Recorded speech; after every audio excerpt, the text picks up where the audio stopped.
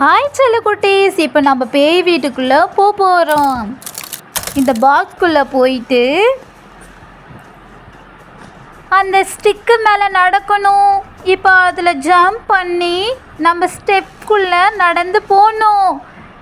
செல்லக்குட்டீஸ் wait பண்ணுங்க, நான் பேயை இப்போ நான் காட்டுறேன்.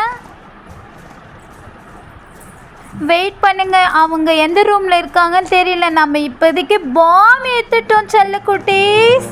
பேய் வந்த உடனே நம்ம அந்த பாமை பேய் மேலே போட்டுடணும். வந்துட்டான் பாருங்க, போடுங்க பாமை. இப்போ அந்த பாம் வெடிக்க போகுது. பேய் செத்துட்டான்.